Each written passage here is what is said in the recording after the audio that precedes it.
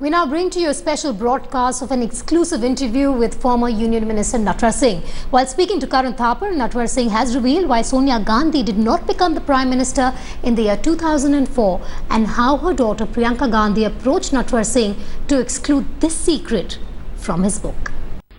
Hello and welcome to a special episode of To The Point. For weeks, if not months, India has awaited the publication of K. Natwar Singh's autobiography, One Life Is Not Enough. This is because it's widely believed it could contain hidden truths, maybe even secrets about Sonia and Rajiv Gandhi. After all, Mr. Natwar Singh knew both of them for almost 50 years. He served in both their governments, he was a close advisor, and for decades, in fact, a personal friend. The book is formally published on the 1st of August, but today, Natwar Singh is my special exclusive guest for a special interview. Tomorrow, in part 2 of this interview, I shall talk to him about Rajiv Gandhi, the IPKF, Operation Brass Tacks, the great visit to China, and the sort of advisors Rajiv Gandhi had and the sort of advice he received. But today, for the first interview, my subject is the Congress President, Sonia Gandhi.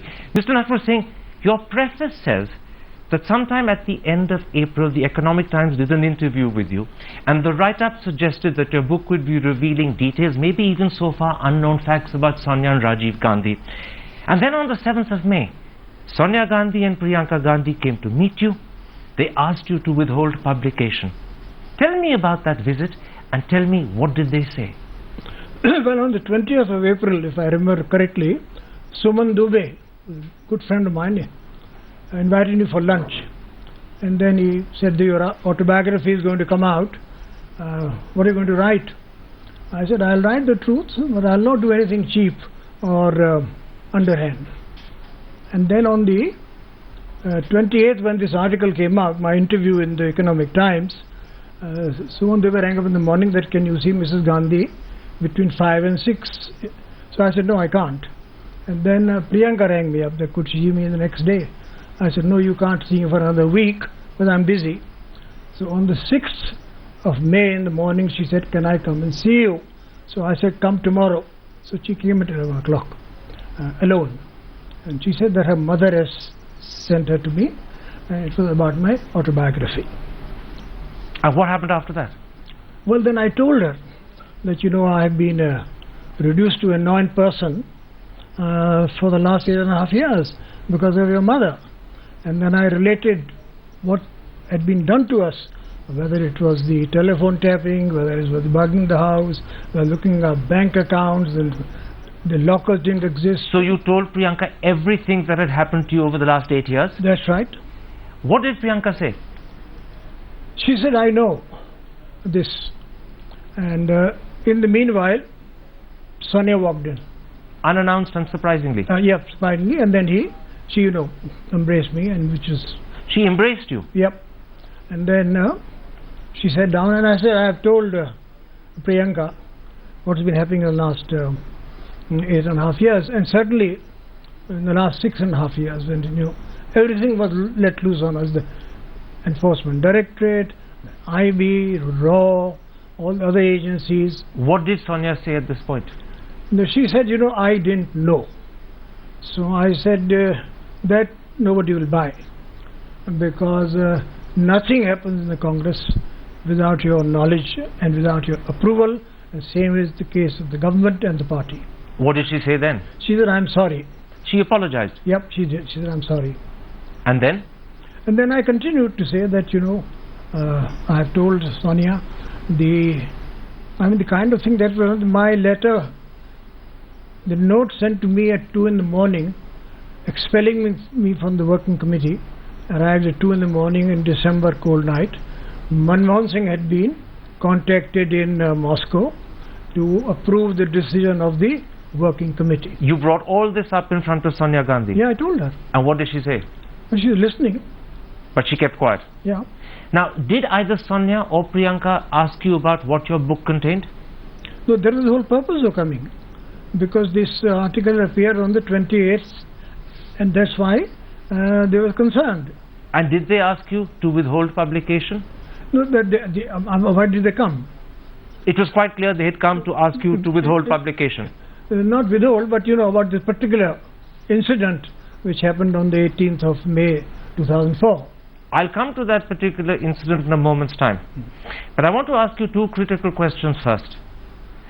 Are there therefore things in your book that Sonia Gandhi would not have wanted published? Things that would be either embarrassing for her or things that she doesn't want the world to know? Yeah, there are some portions of it that I think she would have been happier if they weren't in the book. But I have written also other things about her because there was positive side to her. But there are things in the book that she would have been happier if they weren't published. Yes. Secondly, is there anything that you withdrew from the book as a result of her visit, or have you published everything you always wanted to publish? Well, I told them that nobody can edit my book, and I have not changed a bit at all. So the outcome of that meeting on the 7th of May was that they left without getting you to withdraw anything from your book. That's right, yeah. In which case, let's come to what your book says about Sonia Gandhi, and I'm going to deliberately go in chronological order, working up to that big revelation of the 18th of May 2004. Yeah. To begin with, your book suggests that Sonia Gandhi's influence on the Congress party and therefore on national politics began almost as soon as Rajiv Gandhi died. She was asked who should be the new Congress president and therefore ipso facto the next Prime Minister of India, and her first choice fell on Shankar Dayal Sharma, the then Vice President. How did she come to that decision? Well, as soon as Rajiv Gandhi died, 2-3 days after, the Congress Working Committee met and unanimously requested her to become Congress President and eventually Prime Minister. Naturally, she was in deep mourning, grieving her husband. She said no. So after, Rajiv Gandhi was not even a member of Parliament, let alone a Prime Minister, but a large number of dignitaries from abroad came, including Vice President Quayle from the United States, Prince Charles from London, accompanied by two ex-Prime Ministers and all that, and any number of Prime Ministers and Foreign Ministers and Vice Presidents. And after the cremation, they all, one by one, called on Sonia Gandhi. I was present in all those meetings. She didn't say much, because understandably, and I particularly remember what Benazir Bhutto. But move on, let's not get stuck on Benazir Bhutto. Yeah. How then did this lead to Sonia Gandhi choosing Shankar Dayal Sharma as her preference for Congress President? Come to that. But I told her, don't go my advice now. The time has come for you to make a decision, because the Congress President will automatically be the Prime Minister of India. And I said, ask P.N. Huxley to come. You advised her to get advice from P.N. Huxley? Yes, sir, please ask him. So he said, I'll let you know. In the meanwhile, I think she consulted other people, including Fotidar and others. And then next day she said, please call Mr. Huxley. So I called Mr. Huxley, brought him with me, and then he knew, I told him what to do. And he knew that you send Aruna Asif Ali and Natwar to meet the Vice President and request him to accept the presidency of the Congress. So P.N. Huxley's advice to Sonia Gandhi was send Natwar Singh and Aruna Asif Ali as emissaries to meet Shankar Dayal Sharma and persuade Shankar Dayal Sharma to give up being Vice President and become instead Congress President. What did Shankar Dayal Sharma say to you? No, we went to request him. And what happened? And that I said, Mrs. Sonia Gandhi has asked us to request you to accept the presidency of the Congress, and then you will naturally become Prime Minister. Now his response surprised us. He said that, this is a great honor, please thank Sonia ji for asking me, but neither my age nor my health would permit me to take the burdens of Prime Ministership, which is 18-hour day work, which I can't do. Now after Shankar Dayal Sharma declined, Sonia Gandhi, according to your book, chose P.V. Narasimha Rao as her second choice to be Congress President, even though P.V. Narasimha Rao had announced he was going to retire from politics. Did this choice happen at the advice of P.N. Huxley? Yes, it did. Yes. I told her that you should now again ask Mr. P.N. Huxley, whom would you like to suggest? And he told her that you send for P.V. Narasimha Rao. Now P.V. Narasimha Rao went on to become Congress President, he went on to become Prime Minister, but you say in your book very clearly that Sonia Gandhi was never very fond of him. She almost at times kept him at arm's length, she perhaps even distrusted him. Why was there this coolness between the two of them? See, first of all these years, when Rajiv was Prime Minister or Indira ji was, she had nothing to do with Narasimha Rao. She didn't know him at all. And then Haksar said to make it, she agreed with Haksar, but there was no warmth because she didn't know him. Different age, different style. But beyond that, was there a problem in her mind because she thought that Narasimha Rao was not speeding up the Rajiv Gandhi trial? Yeah, that was one of the main reasons. And he sent for me in sometime in 94. December 94. Yeah, that's right. Said, what are you doing? I said, nothing. I said, can you drop in? I did. And so I went to number 5, not number 7. 5 he lived in. What happened at that meeting? That meeting he was standing and he said, I am very disturbed. I can take care of people who fill her ears against me like Arjun Singh, but I can take her on, but I don't want to, and it is affecting my health. And he asked you to sort out the relationship with Sonia Gandhi. At that point you arranged a clandestine meeting in Muhammad Yunus's house, but the meeting didn't work. The relationship remained strained. Why did that meeting fail? No, let me say think early on. She also told me that, you know, I have about the trial not going as fast as it should. He said, I have sent Chidambaram with the file, I have sent S.P. Chavan, I have gone myself, and what more can I do?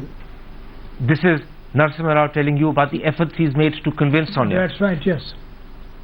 Then you arranged this meeting at... No, he asked me, what can you help? I said, you know, this is 94, I didn't know so well.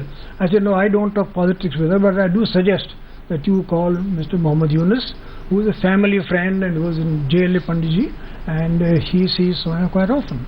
And their meeting happened one night, clandestinely. You were present. What happened at that meeting? No, first of all, Mr. P.V. Narasimha Rao came without any security cars. Normally half a dozen went. He just came in one car with one PSO, and then he explained to Yunus what had happened and how unhappy he was, and you know, I don't know. He said, I don't know what to do because I've asked her if I can give you a telephone, and she said yes, and she said no. So Yunus Bhai said, yes, I'll go and speak to her, but the result was not satisfactory. She didn't buy it.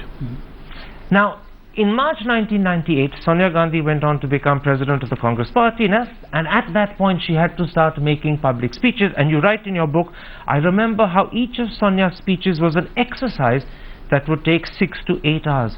Sometimes these agonizing speech sessions lasted till midnight.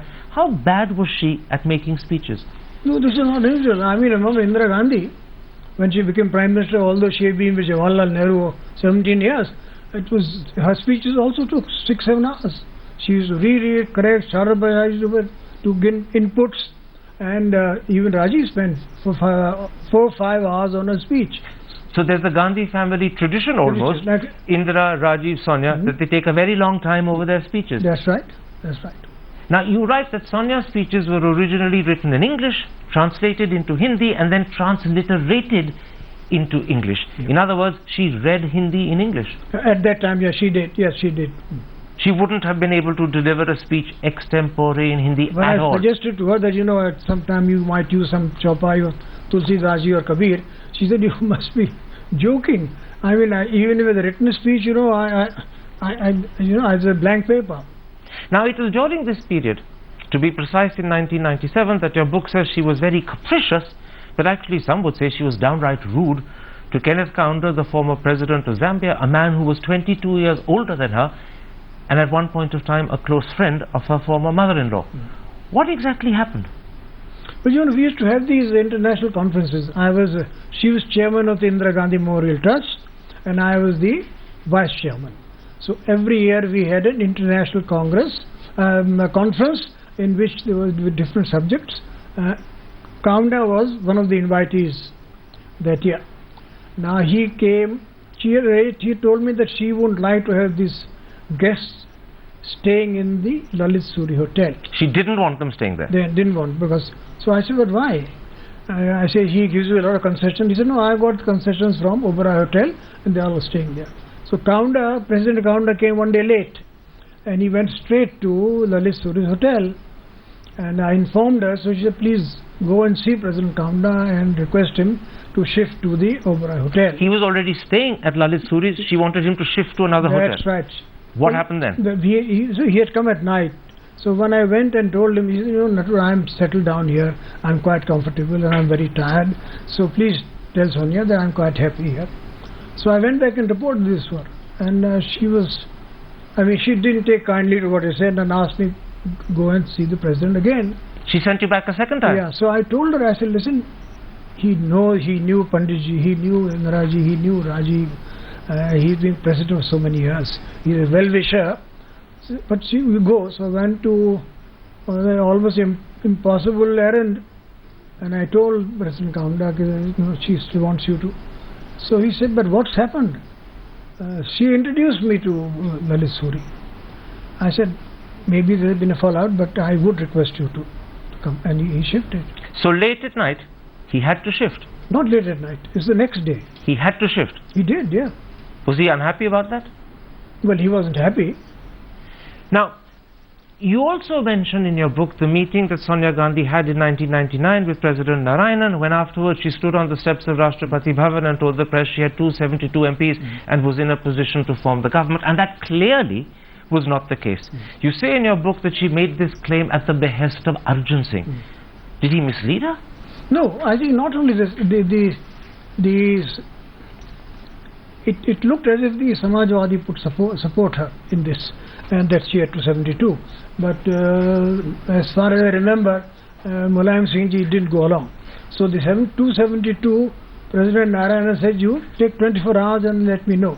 And then we didn't have the numbers. So this is an example of Sonia in her early days as Congress President being naive and inexperienced and making a mistake.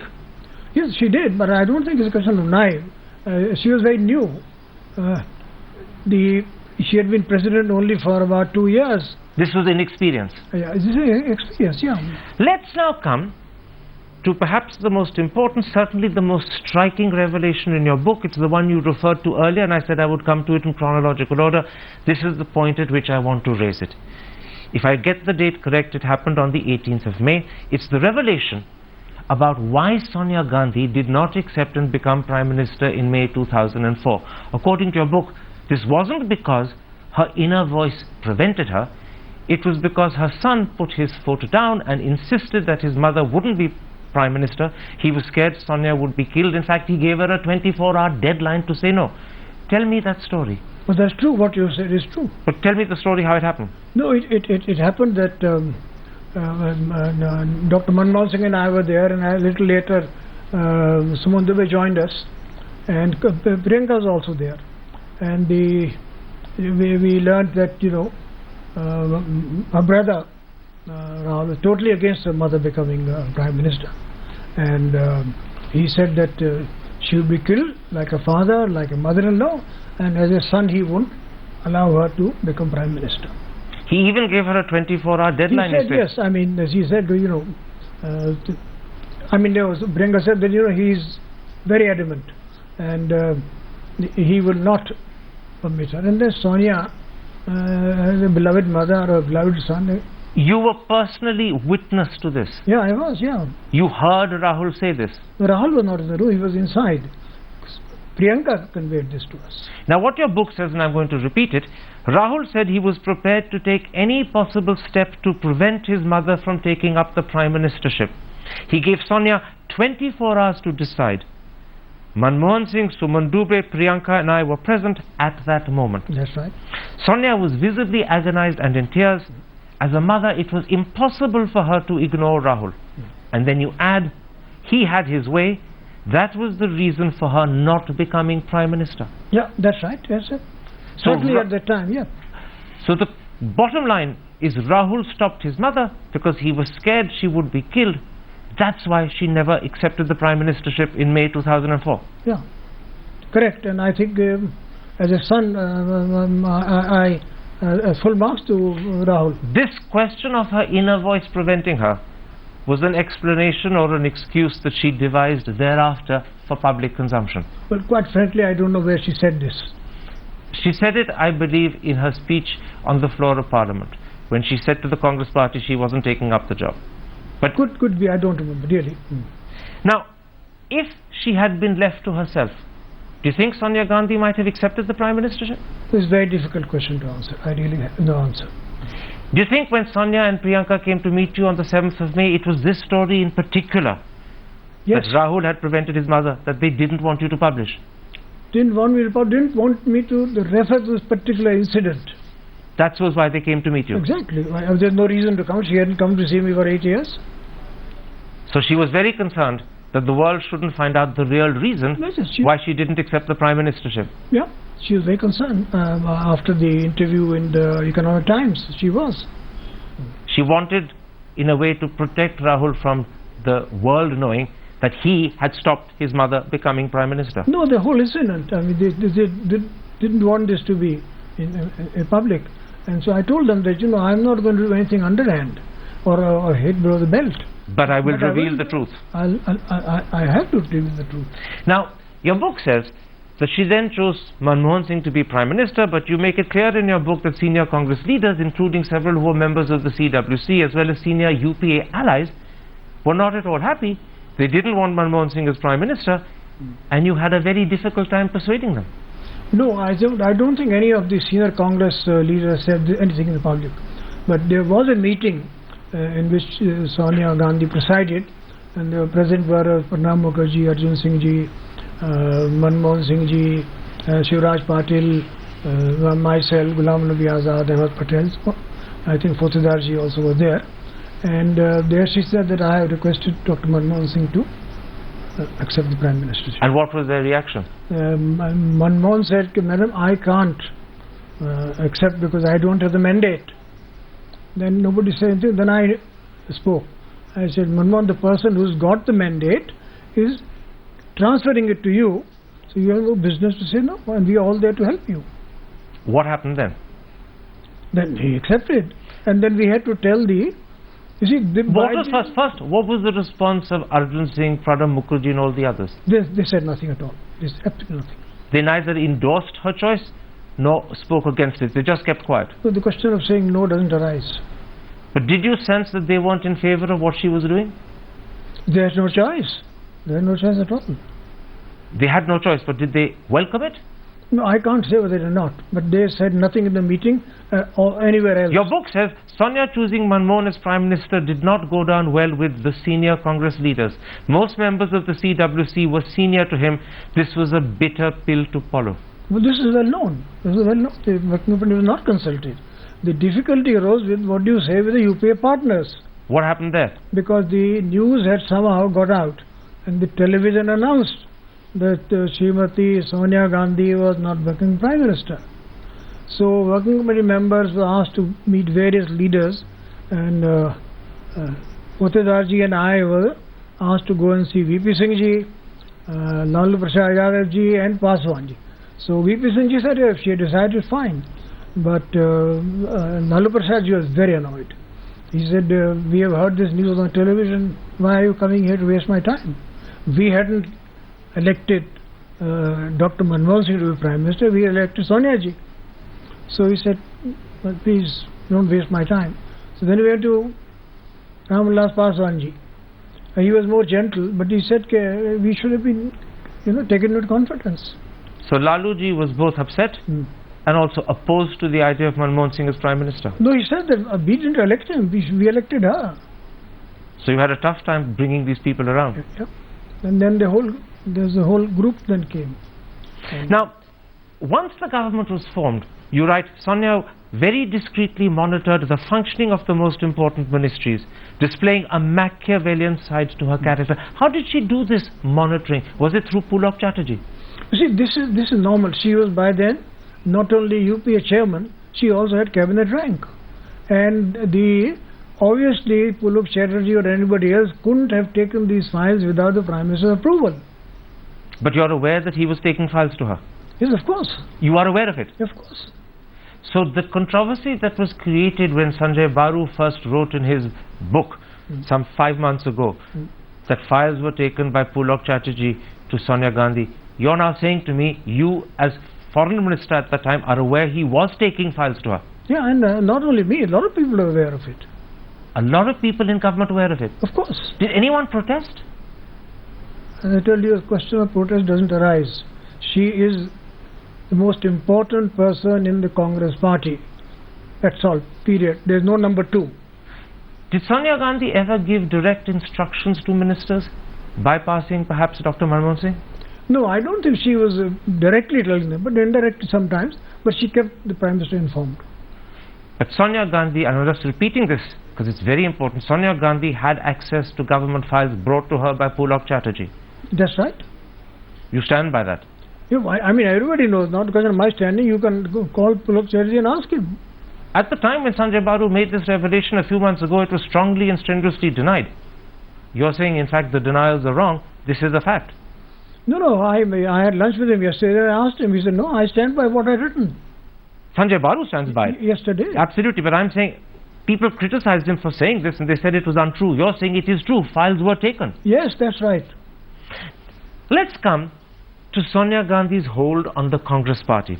You say it's total, firmer and more durable than even that of Jawaharlal Nehru. Under her, dissent is smothered, free discussion fenced in. Silence is used as a weapon, and every gesture is a message, an icy stare, a warning. Is she autocratic, perhaps even dictatorial in the way? No, not autocratic. You know, she has a unique position. She has been president of the Congress for 15 years, continuously. Jawaharlal Nehru was 4 years, not continuously. Gandhiji once, Sardar Patel once. So this is unique.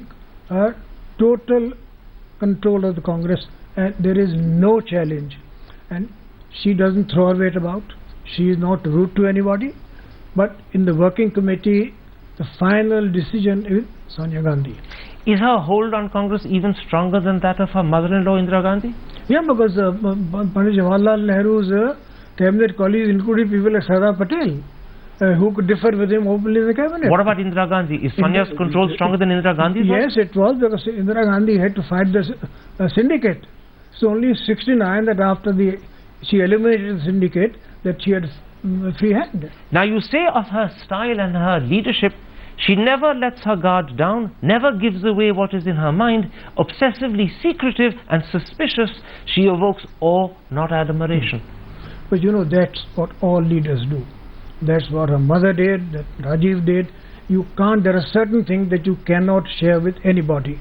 And she remains silent.